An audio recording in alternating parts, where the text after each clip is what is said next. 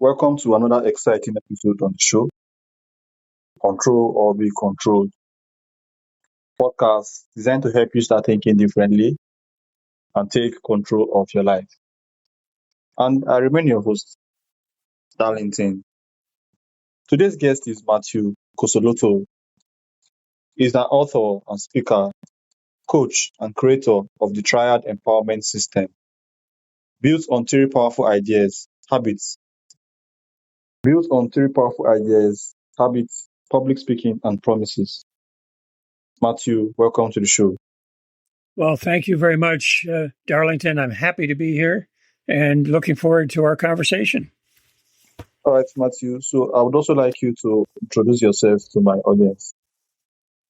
Happy to do that. I started out, I don't want to go in a lot of detail with going way back, but I grew up in the San Francisco Bay Area in California and went to college at UC Berkeley, University of California, Berkeley. And within a few weeks of graduating from Berkeley, I found myself in Washington, D.C. as a paid intern on Capitol Hill. And eventually I started to work for a really great public servant, Leon Panetta. He was a member of Congress from California, Leon Panetta, great guy. And then I eventually started working for the Speaker of the House of Representatives from Texas, Jim Wright, writing a lot of speeches. And then I went into the private sector after that, writing for top executives, various large companies here in the U.S. And then more recently, I worked at UCLA as a speechwriter for the chancellor of UCLA, University of California, Los Angeles, and then was invited to be a speechwriter for the top officials of NATO in Brussels. That was a few years ago, but that was an exciting time to be in Brussels. In any case, those are a lot of my speech writing, professional career milestones that maybe your listeners are already bored about hearing those things, but eventually we'll get to, hopefully, my books and some of the things that we're here to talk about. But that's a useful background, a lot of speech writing and coaching in my past. I don't hear you, Darlington. Are you muted? All right.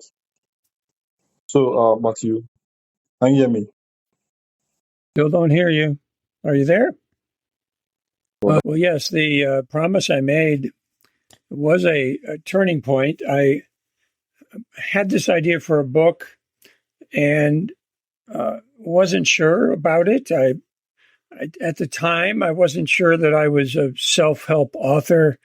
I was doing a lot of speech writing and speech coaching at the time, and I was sort of outside my comfort zone, Darlington. I sort of wasn't sure about writing that book, but I liked the ideas that I talked to my mother about, and I talked to a few other colleagues and friends about the ideas, but she was very supportive of this idea that I should do a book. And that book was actually a book that eventually was published some years ago called Habit Force. And here's the promise I made to my mother. I promised her that I knew that this was the last time I would be speaking with her. She knew that as well. And I said, I want to make you a promise, Mom. I'm going to finish writing the book we've been talking about. You've been encouraging me to write, and I'm going to dedicate it to your memory. That was my promise to her. And she looked up at me and she said, you do that, Matthew. You do that. This makes me very happy. I remember those words exactly. And I was all choked up, tears in my eyes, tears in her eyes about this idea that I made this promise to her. And I knew at that moment that failure was not an option, that I had to do this book. It was a book about the habits of success and failure. And I eventually called it Habit Force. I didn't know when I made the promise how I was going to write the book, exactly what was going to be in the book. That's why it was a bit of an audacious thing to do. I promised her not knowing if I could actually do it. But I think making the promise, and this is the message of my newest book, Harness Your Promise Power, they're connected. The promise helped me get through the doubts. The promise helped me, to use the term for your show, your podcast, helped me to get into control of my life. The promise helped me gain control over my future. So I was determined to keep that promise. And so eventually I wrote that book called Habit Force, and I'm now updating it. And it should be ready by the end of this year, I think, for publication. And that'll be called Harness Your Habit Force. So I'm linking this Promise Power book that we'll be talking about. Promise Power is Harness Your Promise Power and Harness Your Habit Force. Those are linked together because writing the book on habits was the first step on my path as an author and speaker on self-help topics. I call them personal empowerment topics. And you mentioned the triad empowerment system, which is the combination of three powerful things: habits, public speaking, and promise power. And so that promise led me to down this path toward getting out and speaking on these topics and writing books on these topics. And so that was I didn't think that was my future. I think, truth be told, I think that my mother felt that I should be out talking about these topics, particularly the habits of success and failure. And I can tell you more about that if you'd like, but she seemed to know that I should be doing this, and maybe before I knew it. And because she was so encouraging, I made her that promise the last time I spoke with her, and it has changed my life. All right. Thank you so much, Matthew. So looking back, how has keeping that promise shaped not only your career, but also the person you have become? Well, it's certainly, in terms of my priorities and my own sense of what I'm about, as a human being, as somebody who I would like to think makes a positive difference in the world, makes a positive difference in the lives of others. That having made that promise and kept my word on that, I think was instrumental in helping me understand a little bit more of my own mission, which has now become to help to empower others, particularly those who want to make a difference in the world. Any leaders or aspiring leaders, I want to write for them. If anybody wants to make a difference and play some sort of a leadership role in the world, whether it's locally or in their organization, their company, their church, the government in some capacity, in a university, all these places where people work and make a difference. If they aspire to be a leader, they have to get out and speak, and they have to do, in a lot of ways, back to the message of your program, they have to assert a certain amount of control over their own desires, their own life mission, their purpose in life. And if I can just mention, as we're talking about the purpose in life, Jack Canfield wrote the foreword to my book, Harness Your Promise Power. And if your audience members don't know, they probably know a little bit about this, but Jack Canfield is the co-creator of the Chicken Soup for the Soul books, which was really a publishing phenomenon over the last number of decades. I think they've sold something like 600 million copies of the Chicken Soup for the Soul books. And Jack Canfield, I had a chance to talk with him about my Promise Power ideas, and he said, I want to help you. He's written this foreword to my book, and I'm really grateful to him. But in the foreword, I'll just say this briefly. Jack Canfield talks about a promise that he made when he was 27 years old that changed his life. It was a purpose-defining promise to God. I won't give it away. Spoiler alert! I want people to read it in the book themselves. But it's a very powerful promise that he made that changed his life, and that's really the message of my book. Is that I have a lot of stories about people who made promises that were life-changing, and a promise is really powerful. And hopefully, we'll talk about how that a promise is so much more powerful than an average goal or a New Year's resolution or anything like that. So maybe we can shift to why a promise is so powerful. But I'll let you ask the questions, Darlington. Okay, thank you so much, Matthew. So you often say that a promise is like a goal on steroids. What do you mean by that? And why do promise create such powerful motivation? Well, I believe, and it's a message in the book, is that goals are really important. And Jack Canfield, I just mentioned him, has a book called The Success Principles, where he talks about the importance of goal setting. But Jack Canfield recognized in his foreword that a promise is even more powerful. And that's one of my messages, is if you turn an important goal or any goal, but turn a goal into a promise, you're much more likely to follow through and succeed. And you could say that the promise I made to my mother was really a goal to write a book. A lot of people have goals to write books, but I believe that a promise is more powerful than a goal for a couple of reasons. One is that a promise, I believe, comes from the heart. A promise has a lot of emotion behind it. And so with that emotion behind a promise, it becomes much more powerful. And I mentioned that a promise can help you overcome obstacles and get through doubts.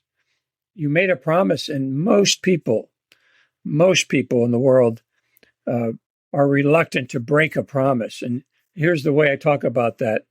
You can change a goal, Darlington. You can forget about a New Year's resolution or some other intention that you might talk about, but you can only break a promise. That's just the way we talk about it. If you make a promise, you can really only break it or keep it, right? It's make or break. And so it's really powerful that way. And that's something that Jack Canfield recognized as soon as I talked to him about the promise I made to my mother. And I wanted to collect stories about promises made and kept. And I had something I mentioned to him. I wanted to create something called Make a Promise Day, a holiday, an official holiday on May 4th called Make a Promise Day. And he just loved the idea and said, I want to be part of this. I want to help you out. So there's something uniquely powerful. So I think that a promise is like a goal on steroids. If you know about steroids, it helps you. I guess it's more powerful because of steroids. And so I think of a promise as something, as human beings, is kind of a superpower that we all possess, but we don't always tap into it. Some people make promises over their lifetime, but I'm encouraging, think about it consciously. Take control of your life, as again with this show. Take control, seize control by making a few really powerful promises, and you're much more likely to achieve what you want to achieve. So that's my message. Okay, Matthew, is it possible for us to turn a goal into a promise? Absolutely. I don't recommend that you turn every goal into a promise. Promises should be kind of selective, and you want to be very specific. One of the things that I recommend, and I have 7 tips in the book, Harness Your PromisePower, just so people remember the title. I have 7 tips for keeping promises, and one of them is to be selective. Don't do 100 promises. Don't overextend yourself with promises. Make a few promises that might be life-changing, or they might define your purpose in life. These are so it's a heartfelt promise. If you make a promise, there are actually three ways you can make a promise. I'll just go into this briefly, but you can make a promise to yourself. If there's a chapter in the book, I call it the anatomy of a promise. You can make a promise to yourself. You can make a promise to someone you care about, a relative, a friend, close friend, whatever. Make a promise to someone you care about. And you can also make a promise to God or a deity, whatever belief system you have. You don't have to choose, by the way. You can make a promise, the same promise to all three, to yourself, to someone you care about, and to God. Jack Canfield made a promise to God when he was 27 years old. There's another famous author, a best-selling author I interviewed for the book named John Assaraf, and he made a promise to God at the birth of his two sons at different times, a couple of years apart, but he made a promise to God. And again, read about it in the book, but a very powerful promise. And he knew right away that promises, particularly a promise to God, was special. And so you can kind of understand, I think, the way I'm talking about it, a goal is not quite as strong as a promise that you make. It's something that comes from the heart. It's something that involves somebody you care about. If you make a promise to somebody else, you have what I call an accountability buddy. You have a support system around the promise. You have somebody you've made a promise to. You don't want to disappoint that person. If you make a promise to yourself, again, it could be a goal, and then you turn it into a promise, but you don't want to disappoint yourself. And so there's something uniquely powerful about a promise. And I think we know from childhood, and I won't go on forever on this, Darlington, but we know as children, we've learned about this, I think, around the world universally, that when you use the word promise, there's something that really strong. There's a binding sort of quality that you're going to keep your word. And just a simple example, I remember as a kid, I might borrow some money from a friend, and I would say, I'll pay you back, whatever it was, 25 cents, a dollar, something to buy a piece of candy or something. And I'll say, yeah, I'm going to pay you back. And as kids, my friends would often, and I would do the same, they would ask you, you promise? Do you promise? So as kids, we would call people on it. We would say, make a promise to pay me back. And that's what I encourage people to do now as adults. Promises are not just for kids. It's ask your friends, ask other people to make a promise that they're going to do what they say they're going to do. And they're much more likely to keep their word. All right, Matthew, thank you so much. So, you said you wouldn't advise we turned our goals into promises. But I was just wondering, since it is easier, I think you are saying that it is easier to keep a promise than to keep a goal. So I was wondering, maybe I could just turn most of my goals into promise so that I might be able to keep them, because I think I struggle to keep up with my goals. So thank you so much for that. Yeah, Thank you. You're exactly right. You can have a lot of goals, but they don't have as much weight or power. So I'm talking like I talk about promise power, to harness it, like tap into it, like it's like the sun with solar energy or wind power. You can tap into your promise power. It's waiting there to be tapped into as human beings, and because going back to childhood and going back to our value system as people, people know there's something special, something uniquely powerful about a promise, and that's a message in the book. There's nothing particularly powerful about setting a goal. It's great to sort of decide. And here's where I think the difference. A goal is a little bit more cerebral. It comes from the brain or from the mind, and you have reasons for the goal. But a promise, as they say, comes from the heart. And the heart is in the emotion. All kinds of writers throughout history have noticed that if you have a goal that's backed by real strong emotion, you're more likely to succeed.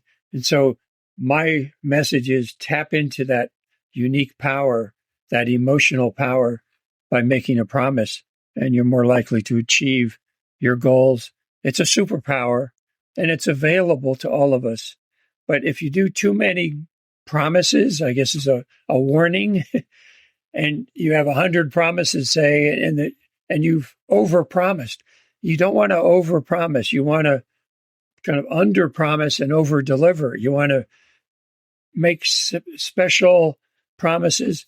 And one way you can do it, and again, don't want to go on too long here, but one way you can make sure you follow through on a promise is share the promise with other people. You might make the promise to somebody else, but you can share it. We're in this age of, and of course, right now we're doing a podcast. We've got social media. You can make a promise. If you're ever on a podcast, you can make one yourself, Darlington. You can make a promise to your audience. It's much more powerful if you share the promise with other people, because then you have a support network. I like to say that sometimes it takes a village to keep a promise. You have to share it. And I love this idea. You may have this. You may have the same tradition in the United States. We have a tradition where on your birthday, you have cake, and then people put candles at the top of the cake, and you light the candles, and then you blow out the candles, and you make a wish. We talk about making a wish on our birthdays, but we don't share the wish. We don't tell people what the wish was. So I encourage people, use that same kind of occasion, a birthday. You can make a wish, but you can also make a promise, and you can share the promise with your family and friends and loved ones. Let them know that you've made a promise, a very concrete promise, a heartfelt promise, and you want them to know about it. Maybe you want to lose 20 pounds, or maybe you want to stop smoking or drinking, or maybe you want to write a book, and you want to share that with other people. And then they're going to be asking you, how you doing on the promise? You've got a network of people, and they might even come up to you and say, hey, do you need some help with that? I want to help you keep your word. And I think that's really a powerful position to be in. So if you have trouble, if you or Darlington or your listeners, I think this podcast is for them, right? It's to take control. You take control of your goals by turning some of those goals into a promise. Right, Matthew. So your previous book, The Joy of Public Speaking, helps people move from stage fright to what you call stage delight. What is the biggest mindset shift people need to make to become confident speakers? It's the last of that.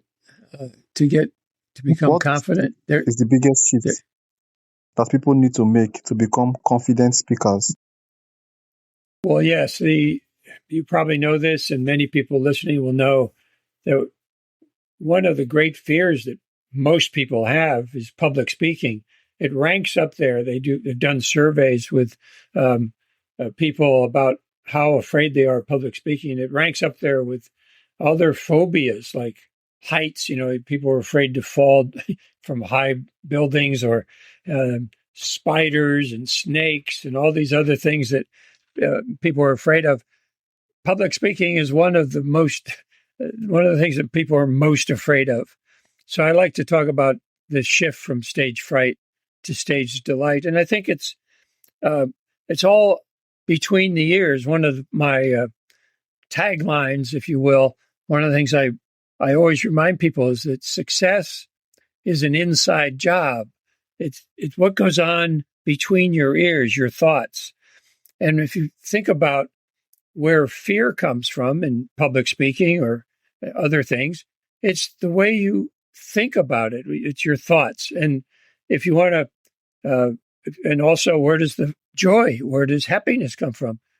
The same place, between your ears, your thoughts. You conjure up the fear yourself, and you can conjure up the joy. You can turn that fear into joy by thinking of it differently. So I encourage people to play the mind game, because it's a mind game, to win. You have to play this game to win, so you can think differently.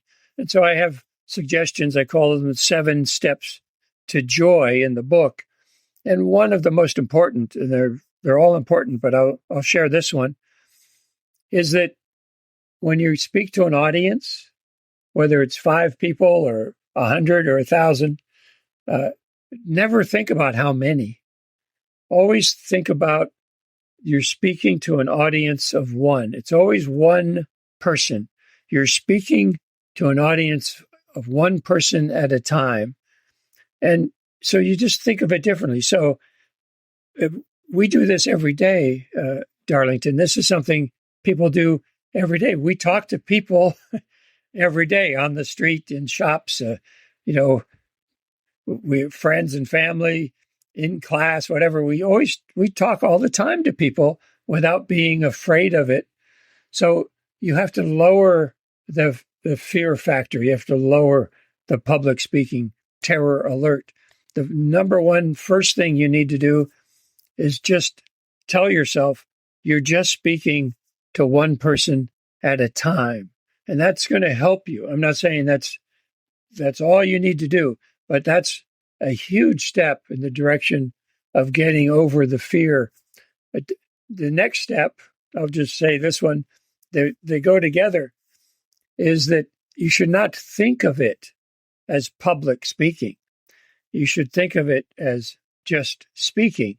So the line I use is, there's no such thing as public speaking. There's just speaking. So you put those two together, speak to one person at a time. There's no such thing as public speaking. There's just speaking. That will help a lot to get you closer to joy, because there's a lot of fun in public speaking. There's a lot of fun in sharing your ideas with other people. And if you believe in what you have to say, if it's something you're passionate about, you want to be able to get out there and talk about it.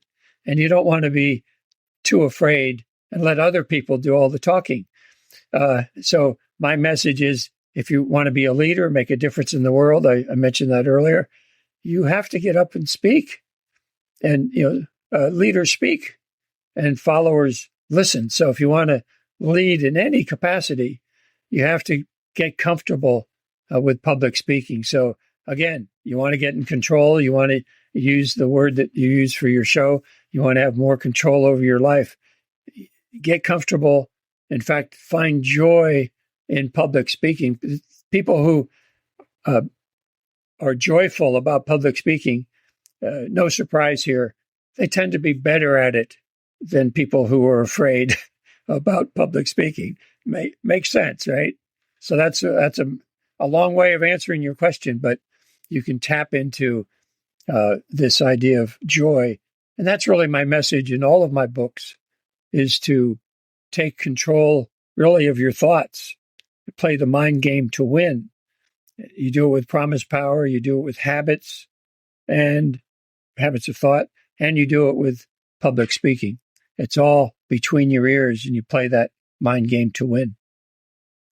All right, Matthew. So, moving on, talking about, I think I should have asked you the question earlier.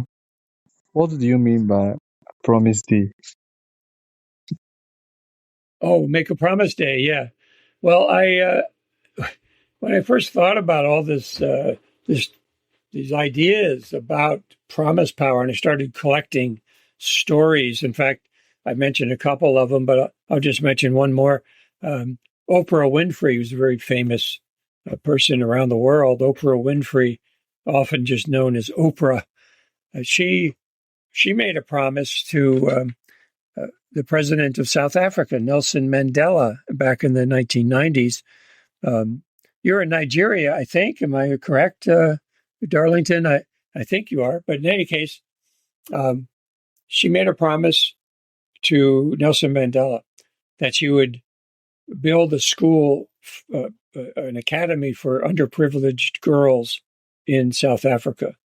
And there were a lot of problems. There were cost overruns and delays. And she was asked by someone in the media, why are you doing this? Why are you putting yourself through this?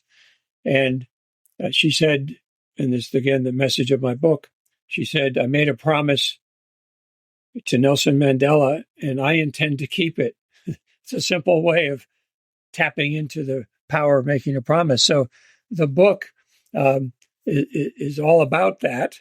And so, I think what I'm trying to get at in all of these stories and all of these messages about promise power is just that you look at promises that other people make. Maybe you get inspired by promises that you read about in the book, and you're going to make a promise. That's one of the things I hope to do, is inspire other people, uplift them about making a promise.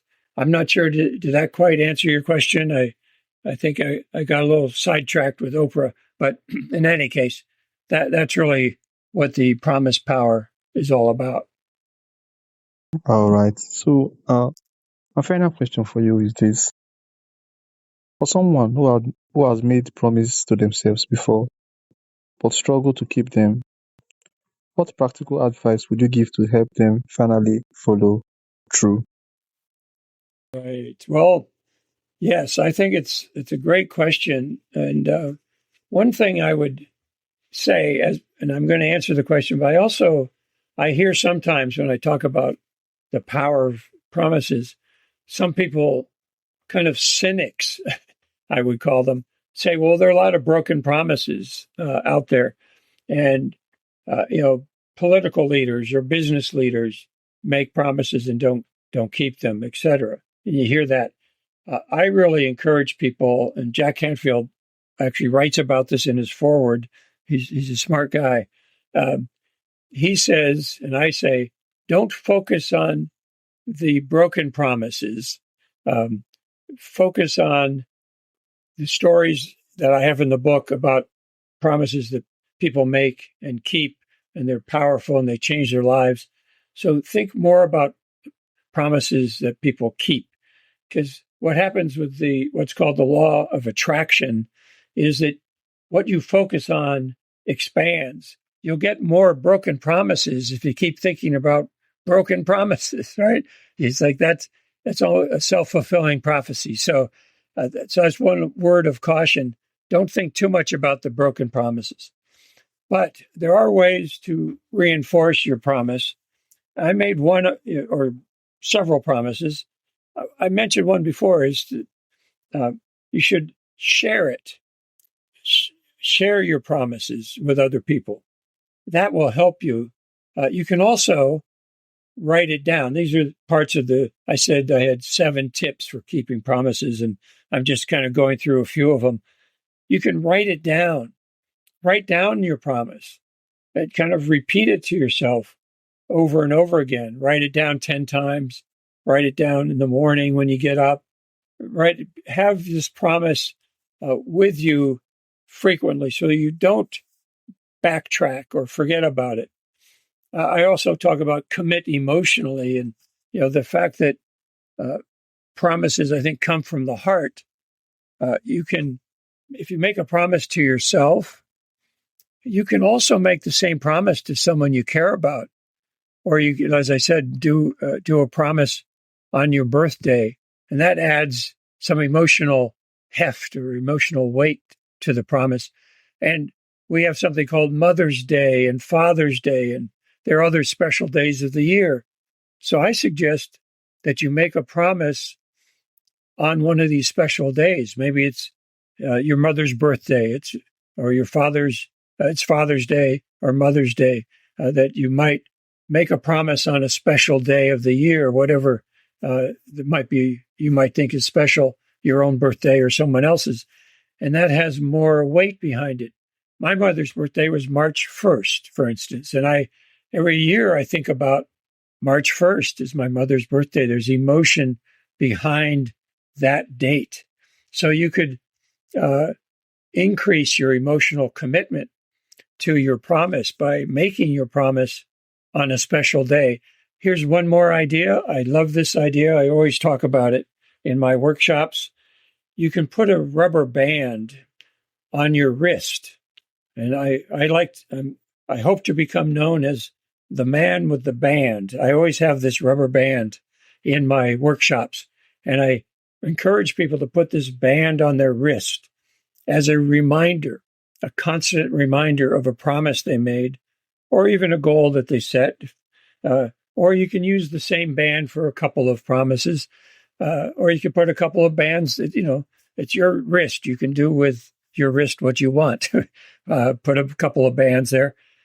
And if you find yourself maybe, not following through, or maybe having doubts about your promise, whether you're going to achieve it, you can give yourself a little snap. The rubber bands stretch and you let it go and it snaps. And that can help you kind of reinforce the promise, or get rid of some doubt or a negative thought you have about the promise. So you can use the rubber band as a constant reminder of the promise every day, every minute of the promise. And you can also give yourself a snap if you say, "Whoa, wait a minute. I'm not keeping my word on that. I'm going to give myself a snap." And, it can hurt just a little bit. It's not going to hurt. It's not going to kill you, but it'll hurt just a little bit to give yourself a little snap. And so I call it snap out of it. Snap out of that negative thought with that rubber band. And those are several ways you can help to reinforce the promise that you made if you find yourself maybe not keeping your word. But there are 7 tips in the book. I just touched on a few of them. So hopefully that will help your listeners. All right. So, Matthew, thank you so much. Thank you for sharing your remarkable story and reminding us that one heartfelt promise can change the direction of an entire life. The message is a powerful reminder that success begins from within, and that the promises we make and keep can shape not only our own future, but also the lives of those around us. For those that would like to learn more about your work, and hence Your Promise Power and your other books, how can they do that? Well, the easiest way to find out more is to go to my website. And I think on the screen, or hopefully if people are listening, somehow they'll find out how to spell my name, which is a little complicated perhaps, but I can spell it now. Matthew, Matthew, Cossolotto, Cossolotto,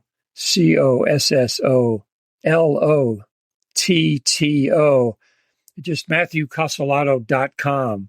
No space or anything between, just those letters. MatthewCossolotto.com is my website.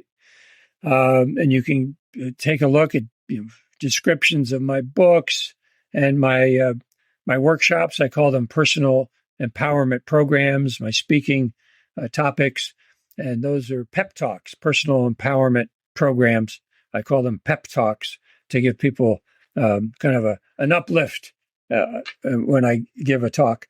So that's one way. And people can go on Amazon.com and find my books. They can go to their local bookstores.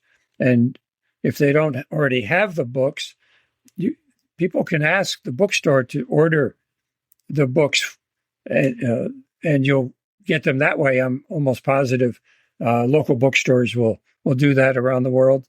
So, and you can just Google my name and Promise Power and the joy of public speaking.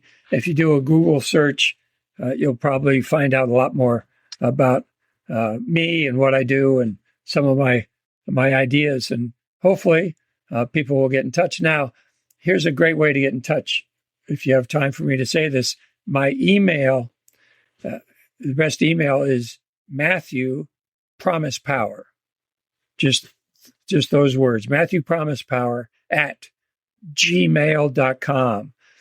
So people can get in touch with me and send me if they have any promises that they've made in their life. It's like a promise story that maybe changed your life and you want to share it with other people. I might be able to include it in a future book, or I could talk about it.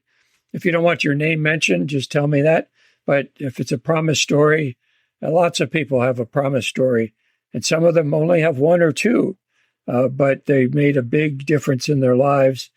Sometimes a grandparent made a promise to their child that they would look after their grandchildren, because whatever, it's like there are a lot of promises that people make in their families and among friends and for, their life purpose and all the things that I've talked about. But if you have a uplifting promise story that you might want to share, just send me an email with a little description. Don't tell me everything about it right away. We can go back and forth by email, but Matthew PromisePower at gmail.com. I'd love to hear about your promise stories. Or if you've heard about a promise story that you thought was really powerful.